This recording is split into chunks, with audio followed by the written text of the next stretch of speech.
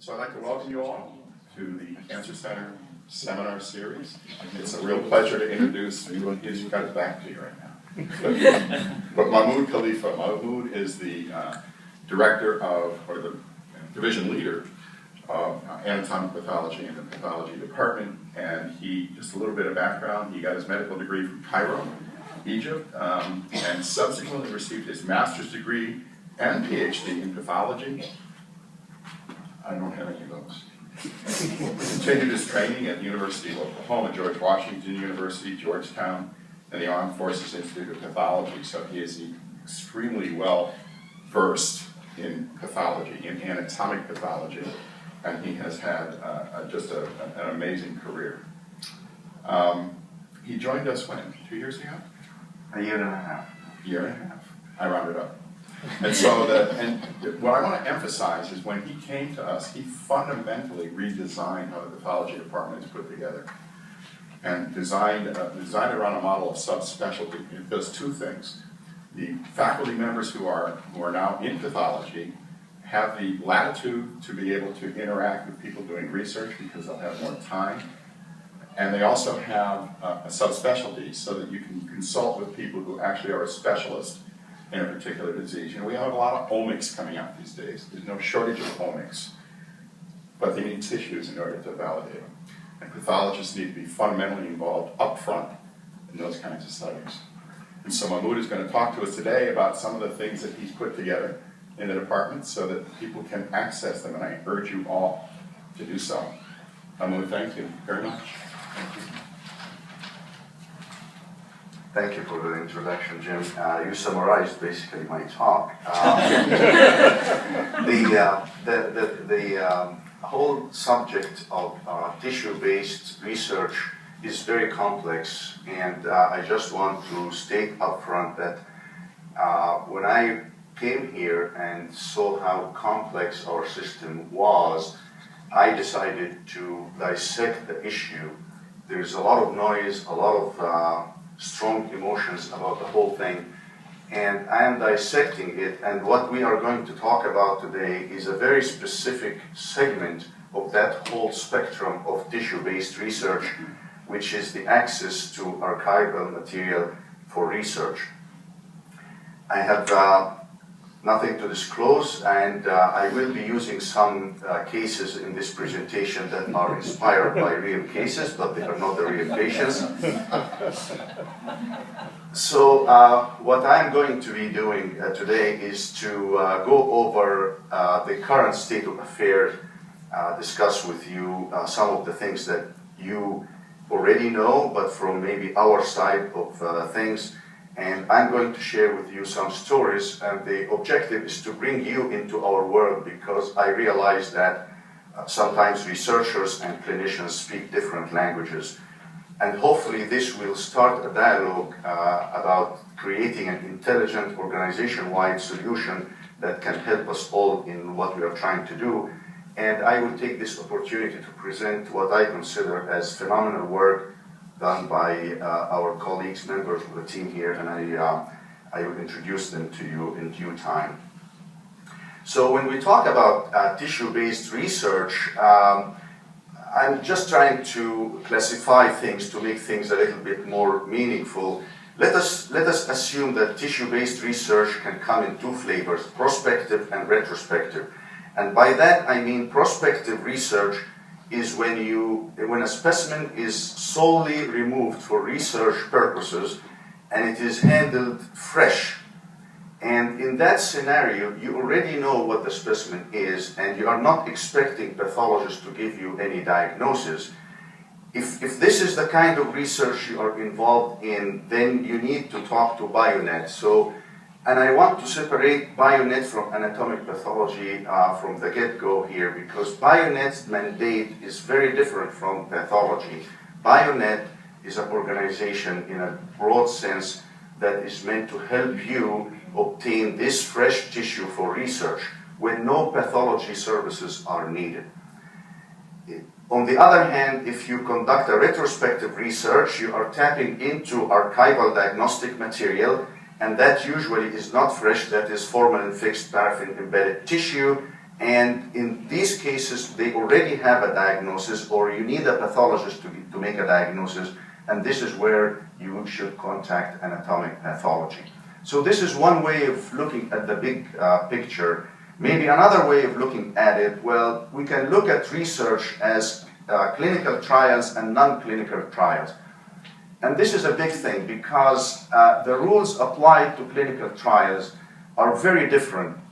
Non-clinical trial diagnostic tissue is part of patient's permanent record, and it is our mandate to maintain that tissue to remain compliant with the College of American Pathology guidelines. As an accredited anatomic pathology lab, and now I'm talking about Fairview, Fairview is required by law to maintain permanent patient records. So we are not allowed to deplete tissue from our bank just because of research. You can come back and say, well, but maybe we can if it is clinical trial. And I strongly support that. That actually is one of my very strong points of view. But then how can we draw the line? What is a clinical trial and what is non-trial research, retrospective research? For the purpose of this presentation, and maybe we can work on that definition, I see clinical trial is a study that a particular patient is going to be affected or benefited. Non-clinical trials are about a series of patients, and you are not aiming to help one particular patient. That is a very loose definition, but at least it is a definition that allows us to draw that line as to when we can deplete the tissue from the bank. So it's about a year ago that we all saw this memo from the Dean's office emphasizing the need that any tissue removed from the OR needs to be accessioned in anatomic pathology, irrespective of the purpose. And again, you can see here the separation between clinical care and research. If it is for research, a specimen removed for research, clinical trial or non-clinical trial, it is fresh, it goes to pathology, it gets a number in our system which is called COPATH, and you will hear COPATH a lot today. So it gets a number in COPATH, but we accession a number called MT, which is technical work, which does not require a pathologist to release a report. The case flows through anatomic pathology, gets a number for tracking purposes, handed over to Bionet, and then handed from Bionet to the researcher, if the case is purely for research. On the other hand, cases for clinical care, they are accessioned under, in anatomic pathology, they are assigned a U or an M number, and that's an internal number for us that trigger a sequence of events, ends up by a pathologist releasing a report on that case. That's very simple. We have seen this memo a year ago, and we have been trying to implement that policy. Of course, everything gets complicated because we realized that the policy was good, but it did not answer some questions. It did not say what or where or who. And by that, I mean, what kind of tissue are we talking about here? Are we talking, what kind of specimen? The memo talks about specimens. Is it a tissue specimen? If it is tissue, it's anatomic pathology. Or is it body fluids? Or is it something else? So that needed some tweaking down the road. Where is the specimen removed at? The memo talks about OR. So what about endoscopy suites and what about IR and that sort of thing? And who is it going to be in charge of implementing this policy? So yes, there is a policy, and yes, we are trying to tweak it and make it more applicable. About 4 or 6 months of me into this job, I had my first encounter where a researcher walked into my office, a very distinguished researcher from this organization, walked to in my office, was obviously not very happy, was not the happiest researcher. And the reason he was unhappy was because Fairview is blocking his work. Fairview is not releasing the slides that he requested. And I asked him what was the study about. He said this was a liver multi-center study. I required the original clinical slides and clinical blocks to be sent centrally to another lab. It's multi-institutional, and it is reviewed, and additional sections are obtained from the block and we conduct our research. We have been doing this for years. What's wrong with you? So I asked him, well, so who is the pathologist with you on this study? He said, no, you're not hearing me. I don't need your pathologist. We have a central pathologist who is reviewing these cases. I said, yes, but our pathologist needs to ensure the quality of the material we are releasing to you, and our pathologist is needed to ensure that we maintain patient's record. He didn't seem to understand very well what I was talking about. And for those of you who have not seen clinical material or paraffin block, this is how the paraffin block looks like. Some of us here can look at this paraffin block and say, well, there is plenty of tissue remaining in that block. You can cut probably 50 or 100 sections, and I probably agree with that. But if you look at this other block, maybe one or two people just in this room who can see that there is a little bit of tissue here. And that's all what this block has. This little bit of tissue maybe can give you 2 or 3 more slides, and that will be it. So which block are we talking about here? Because again, we are not supposed to deplete patients' record. And then what about the cost involved here? Because when Fairview retrieves blocks from the archives and cut sections, there is cost. And I don't know what the slide costs, but there is. He said, no, you can't do that now. You cannot talk about money because we did not budget this from the very beginning. You can't come in the middle of the game and say, now you are going to charge me $10 a slide, and I don't have money for this. This is too much. This is very obstructive. And I could clearly see that I was having a problem.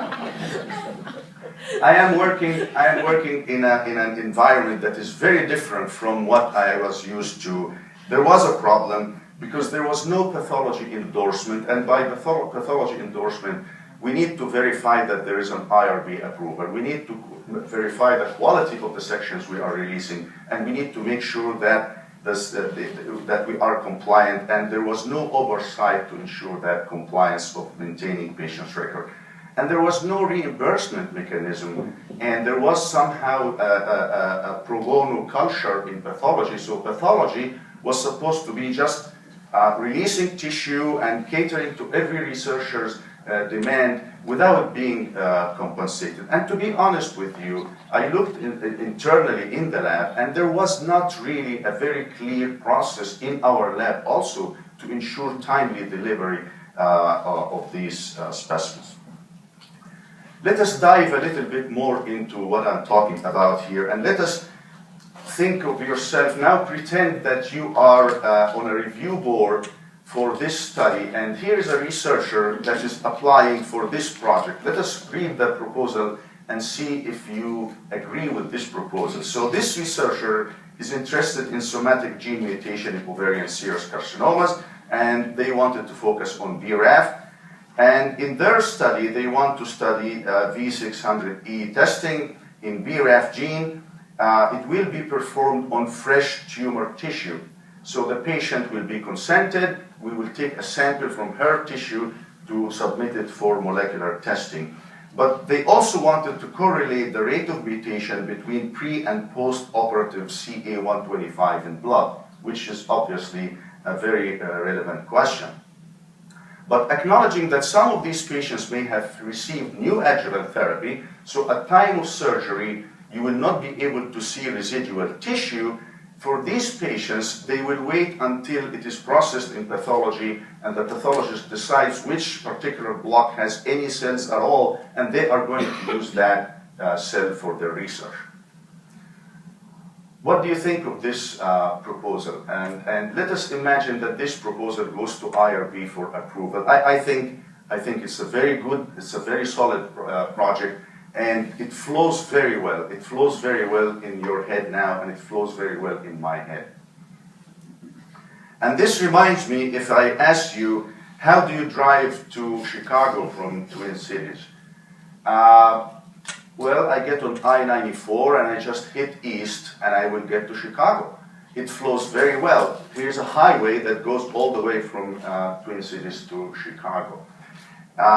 Well, that probably is true, but if you try to do that, and I've tried it many, many times, you will realize that after about 40 minutes of your drive, the speed limit changes. As soon as you cross Wisconsin line, state line, the speed limit becomes 70. In Minnesota, it is 65, and it stays 70 to Chicago. Okay, and then you realize that as soon as you cross Illinois state line, you will have to pay money now because it's a toll road. You didn't pay money in Wisconsin or in Minnesota. So the point here is that we do that every day. Things make sense in our head, and when we start implementing multi-step project, we realize that we are crossing multiple lines, and what we do is to comply with the rules and regulations in every place. So the idea here is that this researcher should be mentally prepared that while the research is very logical, they are crossing multiple lines here. Because the first line, if you are looking at fresh tissue, that is fresh tissue for research, and that you go to biobank and you get that from them. If you are correlating with body fluid follows a whole different set of regulations. But as soon as you want tissue, as you claim that you want tissue from pathology, that takes you yet into a whole different ball game, and we need to be aware of that. So if you are going to take anything away from this talk today, it will be this table, which clarifies 3 pathways for 3 distinct subtypes of specimens that were in the memo that we saw. Again, fresh tissue, you register with Bionet, and you take that from the OR or the other location where the tissue is harvested. It goes to surgical pathology, pass through just to be documented for tracking purposes, goes to Bionet, and from Bionet to your hands. Body fluid is a whole different story because body fluids goes directly from the patient to the researcher's hand. Archival tissue is a different story. You need to register with anatomic pathology because you are tapping into AP archival tissue, and you get a pathologist to work with you and will be accountable to me and to the organization to maintain patient's record, and the tissue will be handed to the researcher. So 3 distinct subtypes because these are 3 distinct state lines. This is just a slide to highlight the differences between these 3 different types of specimens. Now, come closer to our world, and I want to share with you the story of our dear Mrs. Block. This is what we do every day. This is my bread and butter every day. So Mrs. Block in 2010 was a 72-year-old with postmenopausal bleeding. She was experiencing fatigue, loss of weight, and increased abdominal girth. Probably she was having ascites. She went to her family doctor, referred her to some imaging testing. She had a CT, and she was found to have ascites and an omental cake. She was referred to IR, who stuck a needle, a CT-guided biopsy in the omental cake to get tissue diagnosis of Mrs. Block's problem. But since Mrs. Block was very nice and was very pleasant, she was approached in her course by a researcher who was having an ongoing research and consented her, said, Mrs. Block, you are now going to have a specimen. This is cancer. We have this project going on. We will need access to your material, your fresh material, to get some tissue and use it in our block. And she said, well, yeah, that's fine. And then she signed the consent. So this is the specimen that was removed. For some of us in the room here, we can clearly see we have like 4 different tissue fragments. I can tell you that each of these fragments is no more than maybe 1 or 2 millimeters in greatest dimension. These 2 fragments don't count because they are just blood and necrotic tissue. This fragment is probably necrotic, but we have some cells here, and this is where the money is, and this is where her cancer is. So with these specimens, as I said, this one piece of tissue, closer look here, you can see lots of necrosis, some inflammatory cells, and maybe some cancer cells down here. And for this specimen here, you can see that this is the material I'm working with. So this is the challenge I see every day, maybe 20 to 30 times. I am presented with such a small fragment of tissue with few cells, and I am supposed to deliver the highest level of service and provide the oncologist with as many information as they need to help this patient. We can all see cancer here. Probably it is high grade. Where is it coming from? I need to do additional stains. So I do immunostains. I do something like PAX8. You can see nuclear staining here, which confirms that this is Mullerian coming from the female genital tract. So now we are limited to maybe endometrial or maybe ovarian. How am I going to decide that? I do another stain like WT1. WT1 is positive in ovarian cancer but negative in endometrial cancer. You can see it is negative here. And I do ER/PR to help the oncologist with their hormone manipulation further on. So with this panel, and this is a very, very basic panel, the idea here is that I started off with a very limited amount of tissue and I consumed probably all of it in order to come up with the information I'm about to deliver to my oncologist now. So the diagnosis of metastatic high-grade carcinoma, probably serous carcinoma, from the endometrium was made in this particular case. Mrs. Block was too sick to have surgery, and therefore the oncology team decided just to treat her by chemotherapy. And by that, you realize that once the patient goes to chemo or palliative chemo, then there will be no more tissue taken. So all the tissue we have on Mrs. Block was those small fragments I showed you in the previous screen. As she consented for the research, 20 unstained sections were prepared and were shipped for the researcher, and that was gone. The patient did well, and 2 years later, she seemed to come back with a recurrence. And right at that time, there was a new clinical trial just opened and required molecular testing from the original tumor to ensure candidacy of the patient because they were going to put her on some new intraperitoneal drug. They went back to the block to obtain some tissue, but the block was depleted. Because it was mostly necrotic. I used most of it to render the clinical diagnosis, and then the researcher used 20 other sections to participate in their research 2 years ago. Today, the tissue has been depleted.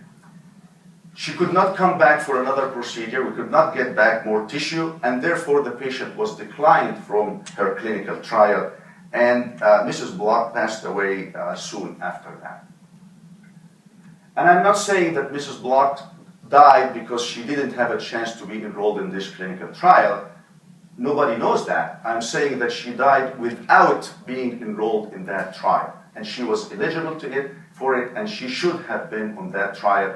And as a director of anatomic pathology, it was my responsibility to ensure that the tissue still had, the block had some tissue to allow her for additional testing down the road.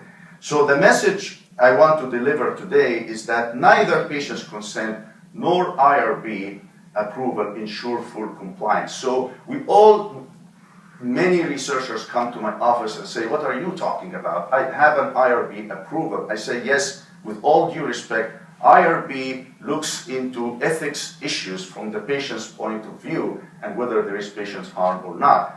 But it doesn't tell you whether this particular patient, maybe you are enrolling 20 patients in your study and maybe 19 of them have enough tissue in their blocks, but the one patient that doesn't have enough tissue in the block, it is my responsibility to ensure that we don't deplete that block.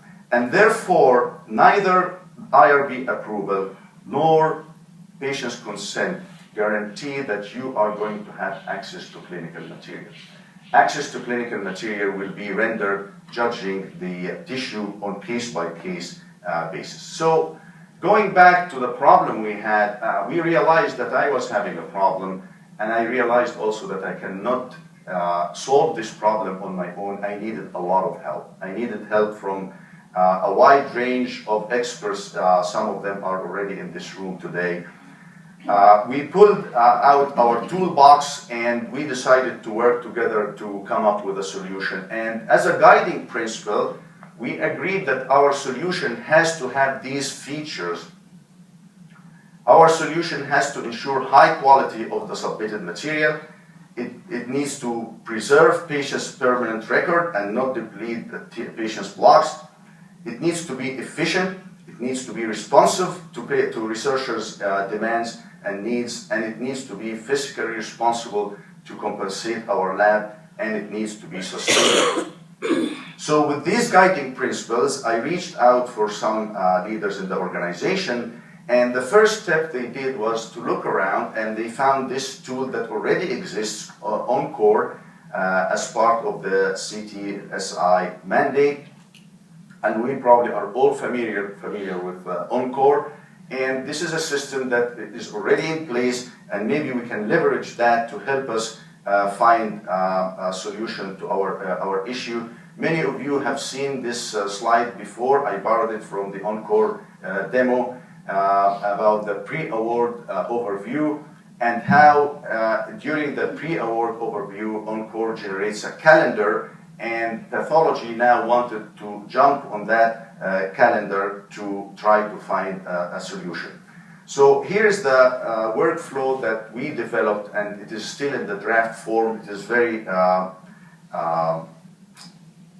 what's the word?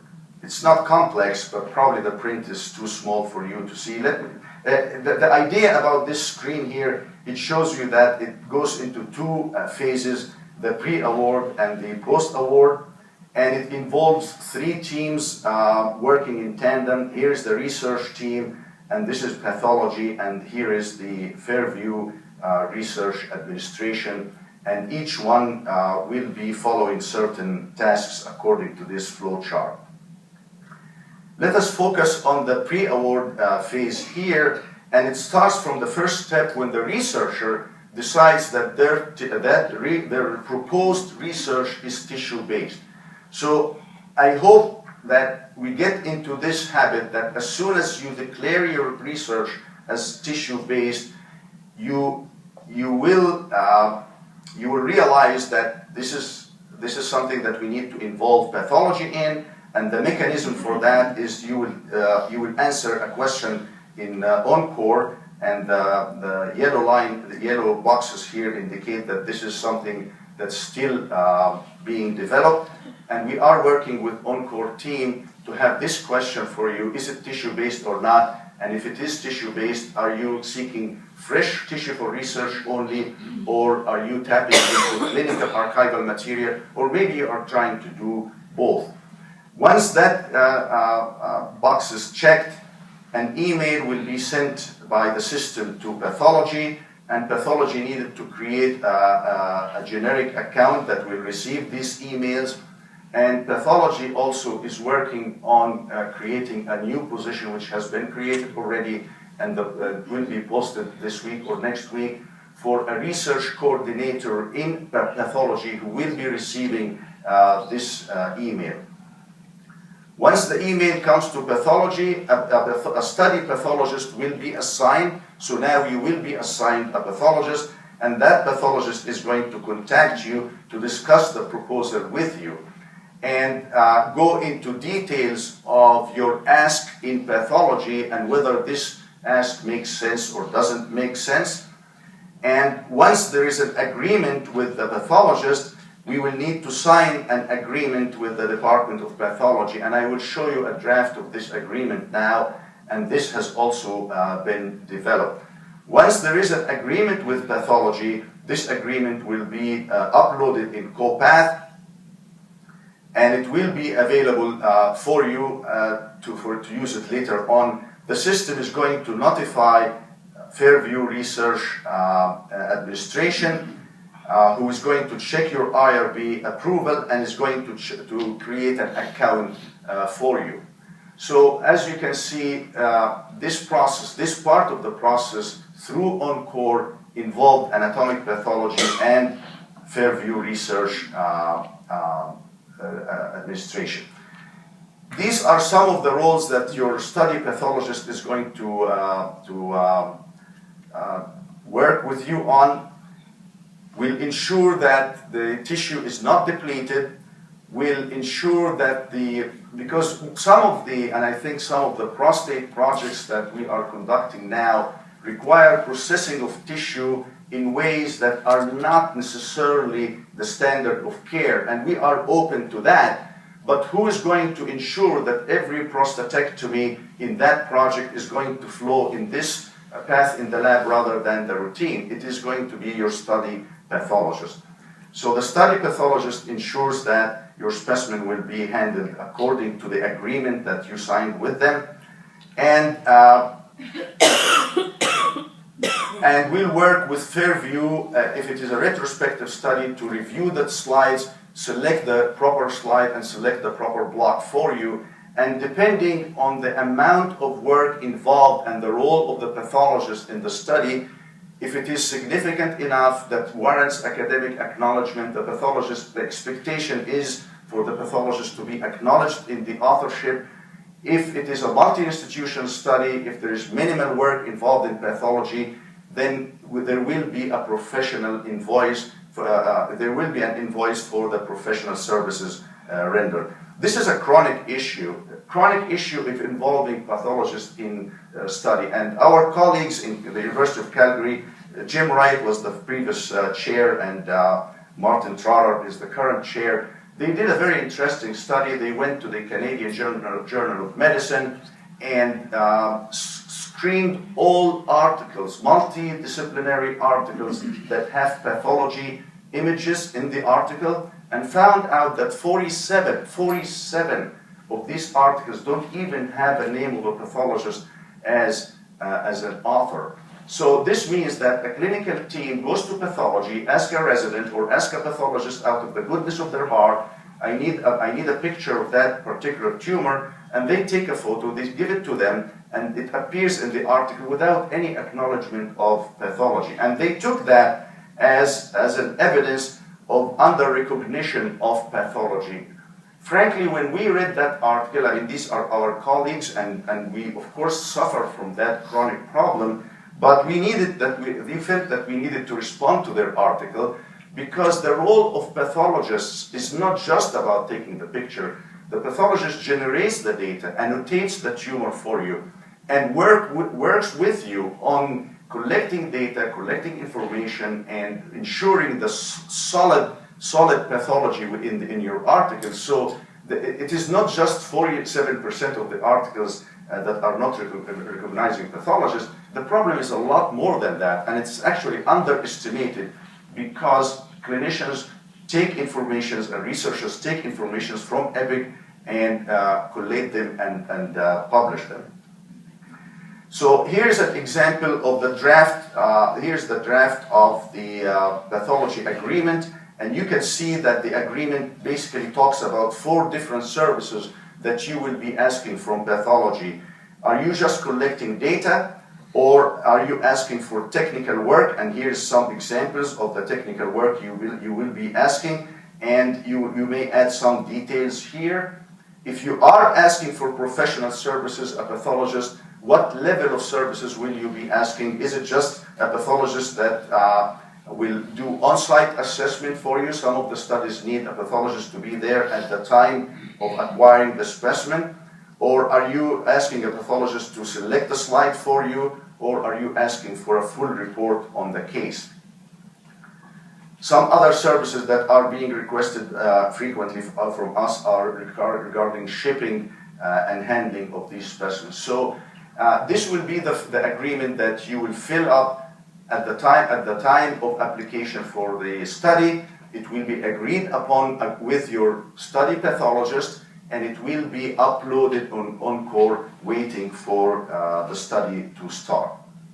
When the study starts, and that would be the post-award phase, by then you will have an IRB approval, we will have an agreement on site uploaded, and you will have an account with the Fairview Research Administration, so you are ready to go. When you feel you are ready to go, then you need to fill a form requesting the material from pathology, and this form will be emailed again to our research coordinator or research liaison in pathology, and that person is going to look at your request and go online to review the agreement that we signed maybe a few months or a few years prior at the time of studying the protocol, and reconcile the two and make sure that what you are asking today matches what was agreed upon previous. If it does not match, then they will contact the study pathologist, and the pathologist within our department will be contacting you to say, well, remember we agreed on this and now we are asking for this, and then you will say the reasons for that, and maybe we can change the agreement accordingly. Until we reach an agreement again, or maybe the request is matching the agreement, it will be handed over to the technologist on the bench, and they will cut the sections and prepare the material, whatever it is for you, and will hand it over to you. And this will trigger the billing part, which will be handled by Fairview Research Administration, or by UMP, depending on whether you're asking for technical work only or professional work only, or both. So we feel that this process here streamlines the process a little bit and keeps everything on record, online. Everybody can go back and check, and it is transparent. And we revised the pathology request form that you will be using to request your material from the lab. And here again, it talks about technical and it talks about professional, and you will list the number of the cases that you are asking, and you will list the specifics of the sections, the thickness, whatever you're asking from the given block. So we also realize that nothing is simple in our life and things get very complicated. So even though we see research in these terms, I can probably say, and probably you would agree with me, that almost no two studies are the same. Every study has its own nuances and has its own specifics. So now we are running into studies that are prospective, and they are supposed to be, and because it is prospective, it involves fresh tissue, so the researcher contacted Bionet, and Bionet is involved. But guess what? Now the researcher also wants pathology to give them a diagnostic. Well, we already said that Bionet doesn't do that, but pathology does. Well, maybe we should combine the two, and now we are prepared to deliver this kind of service. And this was a clinical trial, and by definition, we will allow depletion of the tissue. But in this particular study, we needed a lot of work from the pathologist. So again, here's the flexibility that the new system is offering to you.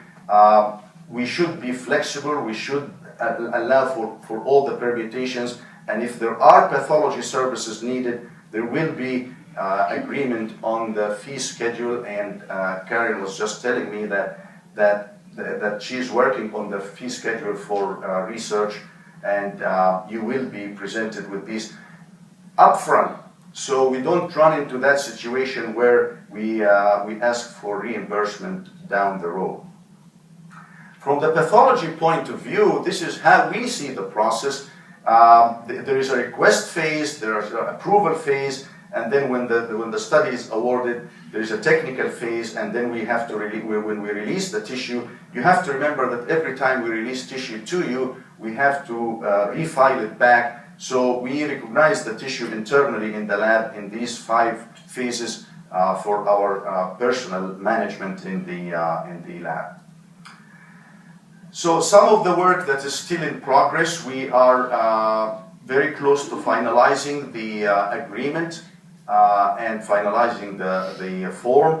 And once that is finalized, you will be notified and it will be available to you. We are making some adjustments on Encore because, as I said, Encore needs to ask you that question up front, whether it is tissue-based or not. And as Encore creates the calendar, it will involve pathology steps in it, so pathology will be notified of the various components of your calendar. We need to finalize this flow map, and we need to update our websites. And when I say our website, and I mean Bionet and Anatomic Pathology, because if you go to the Bionet website today or Anatomic Pathology, God help you, it is very complicated. It is not matching what we are talking about here. It is not up to date, and pathology definitely needs to be more clear. And I was waiting on finalizing this process. Once it is finalized, once I get feedback from some of the stakeholders, we will be able to update both our websites in pathology and in Bionet. At the end, I just want to acknowledge members of the team that helped us get this far, from the Fairview Research Administration, Jill, Julie, Krista, and Michelle. From Fairview Pathology, Jennifer Morocho is the supervisor of technologists, and Sammy is the supervisor of our office. From the UMP side and ALRT, Linda, Kathleen, and Karen here, our accountant.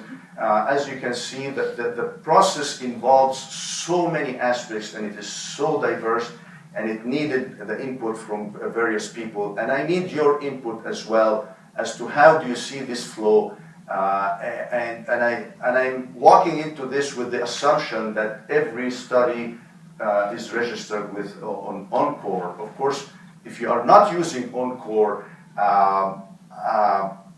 what is going to happen is, and this part here was designed in this particular way specifically for people who are not using Encore, or for external researcher. In other words, someone can shoot in from outside and just says, I want 20 slides from whatever, and the same process will start here. We will say, okay, then we need to see the IRB approval, you need to have an account, and you need to fill in this form to clarify the request from pathology. So it is, I think the process is so fluid, and it is versatile, and it allows for the various permutations in research. Thank you very much for being here, and I can take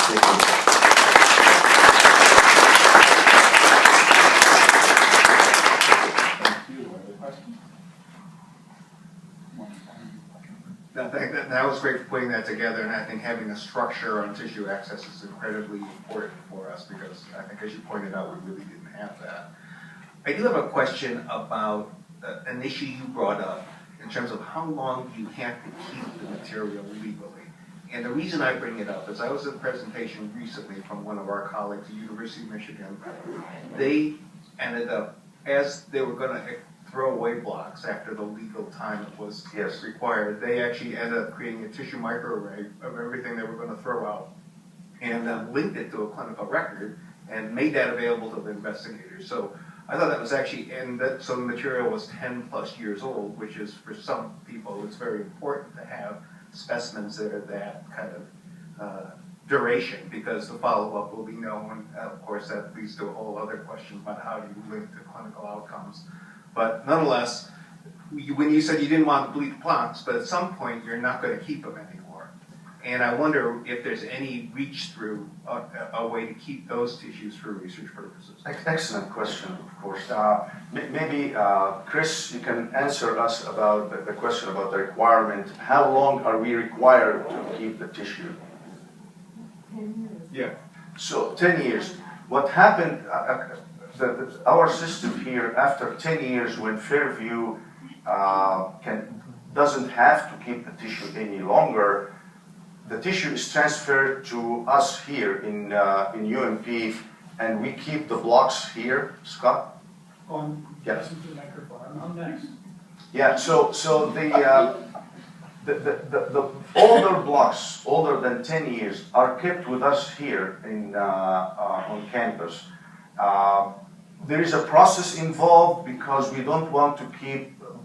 We follow a certain set of criteria, for example, in oncology, and certain types of blocks are kept, but the others are disposed of. So the answer to your question is we keep our blocks for the value in research and academics indefinitely here, on campus here. But you brought up another issue about tissue microarray, and maybe this is something that we need to talk about also down the road. As a group of researchers, maybe this is something that we need to invest in. For example, in Bionet, they have in their lab a very skillful technologist, and they have the facility to create PMAs. So maybe at one point we can come together and say, you know what, we need to create TMAs from everything. Well, in pathology, of course, because that's our bread and butter, we already have these projects going on. The prostate team is doing it, the ovarian team are doing it. So we are creating tissue microarrays for archival material. But maybe at an organizational level, we need to look into developing this down the road. And I have a quick comment on that. I mean, there's also higher throughput, newer technologies for TMA creation that if AHC wanted to invest in it, would make it easier for, So there are newer, higher throughput technologies for TMA creation. And if AHC or the medical school, something large that has a big budget that could actually provide that type of instrumentation could help us as pathologists do that type of work much more easily than it would take right now to do that. Something that I looked at actually for our breast project as well, and it does take a lot of time for the pathologist right now, which is a huge time resource, money resource. So, give that back to Scott. There are 2 questions. Yeah. Is there a database that the researchers can look at that describes what tissues are available within the archive? Because then that gives us the information that we need to start thinking about to follow these steps in order to accomplish the goals of our study. But if we don't know the N, how many tissues are available, or what kinds of tissues, the spectrum of tissues that are available, it's really hard to understand how we want to design our study and bring pathology into the picture. So I came from an environment that had electronic medical record as EPIC running in one level, and you had CDR running at a different level, clinical data repository. The clinical data repository is a system that many universities in the country have it now, where researchers can log in and see almost the exact same EPR, but without patient's information. So you have access to all the clinical and pathologic information without patient record. For our purposes here, again, this is very simple, and it brings again the issue of teamwork and the study pathologist. Jim mentioned earlier our subspecialty model in pathology. Now we work in teams, and in your prostate or the GYN or all of these teams, you have members in pathology, and you can just ask the question. You can just ask. Actually, this morning I was, and I don't want to expand beyond this topic, but because we are looking now into adding a new system to pathology, which allows us for discrete data capture. And the example I gave it as a challenge to the team, I said, I need a list of all renal cell carcinomas, chromophobe cell type, between 2 and 4 centimeters from male patients with positive margins less than 30 years. And in 5 minutes they responded, and they gave me 2 patients who actually fulfilled that criteria. That was in a system where they capture information in discrete data field. We don't have that here. If you want to design a study like this here, it will probably take forever just to find these patients. So, but that is also happening and coming in the pipeline, to be able to capture data as discrete element like that. But from the pathology point of view, if you work with a pathologist, we still do the natural language search to find you what you want. And that's the best we can offer now.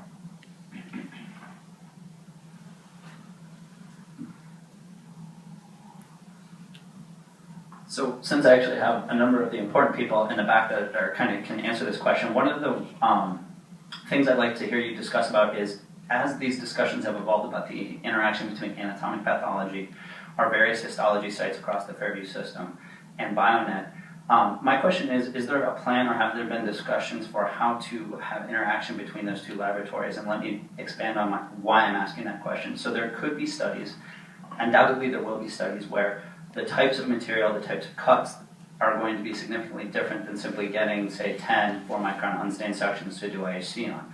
Especially if you're talking about studies that are going to try and combine IHC with molecular studies. We're talking about different types of tissue, or different thicknesses of cuts, different ways of preparation, different slide types, can get relatively complicated. So is there a plan in place where blocks might be released to the BioNet Research IHC core where that could be accommodated a little bit easier or on a little bit more direct basis rather than the very, very busy clinical histology labs? Excellent question. Thank you, Andy, for that. So if this is the case here, when the researcher fills this form, this is a pathology form. So if you are filling this form, all you can say, I want the block, you can mark block here. Where's block? Second. Okay, and then you write down here, hand the blocks to BioNet for doing whatever.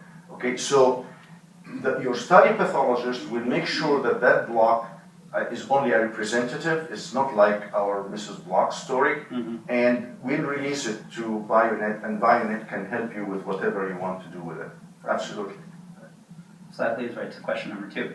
So obviously, as your anatomic pathologists are doing more research, some of us will be requesting cases that we didn't sign out, or in my case, all of the cases, which I don't sign out since I'm an anatomic as a molecular pathologist. So for pathology specifically, or let's say Scott gets Pari to work on some projects in prostate, that study pathologist, number 1, is there a problem with them being the PI as well? And number 2, I'm assuming what you had mentioned somewhere in there that you want the pathologist that had signed the case out to re-review it. But obviously that's going to go across, so. No, I didn't, I wasn't, and I apologize if I sounded like I'm implying that the pathologist who signed the case has to review it. I didn't say that. The study pathologist definitely can be different from the one who actually signed the pathologist. But going back to that thing that you mentioned about the conflict of interest, or are we going to run into trouble if the pathologist is conducting the study? And I must say, we are all professionals and we try to follow the guidelines as much as possible. There is an oversight, and this is my role. I have worked in a previous place where even that process was very strictly regulated. I don't see the need for this here. Maybe 10 years down the road, if we get so big and we have like 50 pathologists, that we need to do that. But today, within our family, I think we managed to stay in the clear.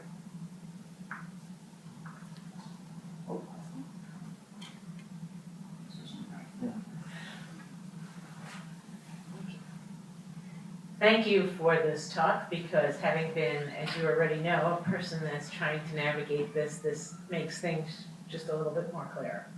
But as a person that has started navigating it, and researchers that may be at that point, do you think it's beneficial for us to get into Encore, at least put where we are, put ourselves into that system, rather than being having navigated this outside of this whole structure at this point in time? Is that a good idea? We talked about that.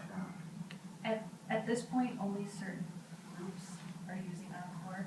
Okay. People are still using tasks, so that's managed by the Encore team. We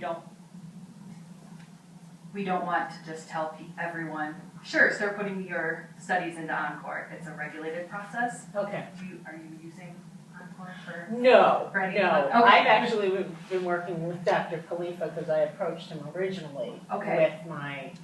with what we were trying to do. But I'm wondering, does pathology want to be able to, and do all the teams want to be able to bring all of us in to the system so the documents are there? You know what I mean? The agreements have been signed and stuff like that. Eventually, yes. Eventually, Okay. everyone will be using Encore if they need any services. And well, university-wide, any studies, they're gonna want to be in Encore.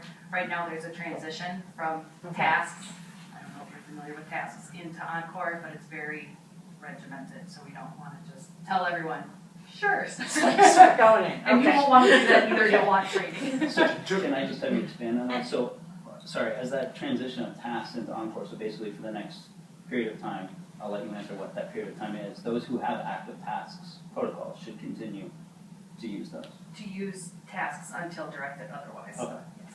So two things here. First of all, Encore is not ready yet because they still need to develop the question and they need to adjust the calendar development. Second is, as I mentioned, we try to make the process so user-friendly to allow you to enter into the post-award phase even without being on Encore. Just get the form and the new form and send it to pathology along with your IRB approval and set up the account, and then you get in the process from there.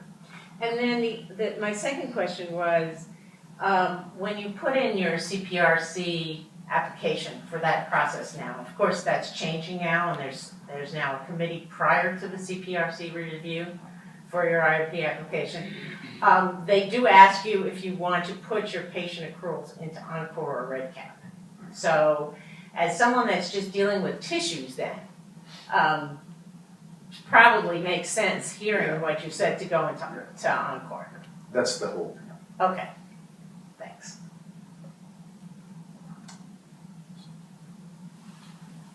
So there are a lot of things in process. I guess my question is, when do we know that they've been processed? Or how do we know that they've been processed? Where here's a final, let's go with this. And I know it's complicated and there are many moving parts, but are there going to be ways in which we can be notified? Absolutely. There is going to be a mechanism where this is going to be advertised across the entire organization. I'm not sure yet what that mechanism is going to be, but probably through Fairview and through UMP at the same time. But when everything is ready and we move, we will need to send a very clear communication as to what the new world should look like. This is an awful question, but any estimate of time? Yeah, well, time is, we are very close, I would say, maybe a month. Oh, maybe a while, okay. And just to restate the obvious, you need to bring a pathologist in early. You know, people who buy tissue microarrays, that has some value at some point. But I read a lot of grant proposals where they show you a tissue microarray and say they bought it, and here's what it is, and here's what we're thinking. It doesn't carry any weight, because the pathologist hasn't weighed in on some of the subtleties of these tissues. And as you can see, it's extremely complicated. And to bring a pathologist in is only to your benefit. For a biostatistician, I would assume, so you know how many samples you want to have and what your question would be. So I would just emphasize all that's been said here. Utilize pathology. They're a valuable resource. I don't get any money for that. So. and one other, the issue of authorship, it's a fundamental problem, not just for pathologists, because authorships are the most basic form of currency in this business. And the question is, what are you going to pay to have somebody do something on your study? You need to negotiate that first, so people understand exactly what the rules are, and then you need to honor that agreement. So, I guess that's all I got. Yeah, but we understand that in many of these research projects, the role of a pathologist is so small and it doesn't really rise to the level of academic acknowledgement. But in these cases, there will be a professional fee. Absolutely, and just to agree on it up front. Yeah. So that's the take home from me. Okay. Anyone else? Thank you. Thank you so much.